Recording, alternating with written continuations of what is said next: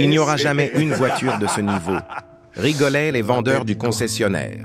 Costume usé et cheveux gominés, voilà les commentaires que Marcos entendait en s'approchant des voitures de luxe. Agent d'entretien, sans père et seul soutien de sa mère malade, il économisait chaque centime. Je venais au travail à vélo, apportait son propre repas, tout pour épargner. Sur son temps libre, Marcos arpentait l'atelier, posait des questions aux mécaniciens, se renseignait sur les performances et suivait les prix de chaque modèle exposé.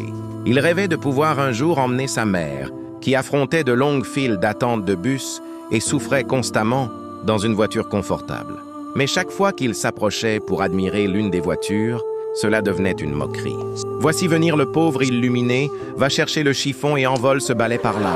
Un jour, un homme en claquettes usées se dirigea vers l'atelier interne et demanda au responsable la valeur de l'une des voitures les plus chères. Le responsable demanda à Marcos de l'emmener au hall. Là, le vendeur rit avec impatience. « Allez-vous-en, monsieur. Vous n'avez même pas de chaussures. Comment allez-vous acheter une voiture ?» Le lendemain, l'homme revint, pointa à nouveau la même voiture et réitéra sa question.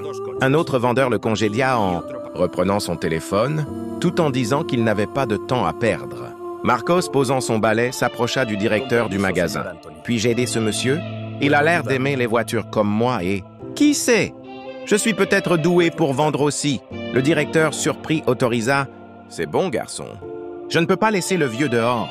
Dépêche-toi et ne gâche rien. » Marcos présenta au gentleman chaque détail de la voiture, parlant avec la conviction de ceux qui en possédaient déjà une.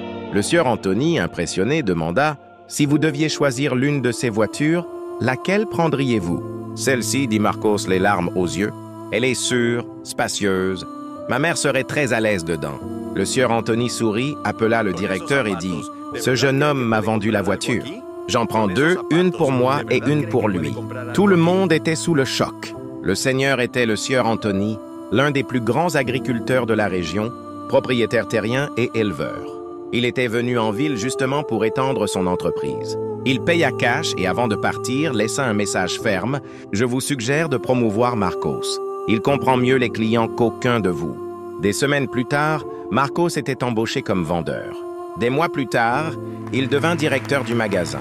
Moralité de l'histoire, celui qui sert et travaille, avec dévouement, voit s'ouvrir des portes que l'arrogance ne franchira jamais. Si vous croyez que Dieu rend tout rêve possible à ceux qui ont le cœur humble, commentez, je crois. Partagez et suivez notre profil pour plus d'histoires inspirantes.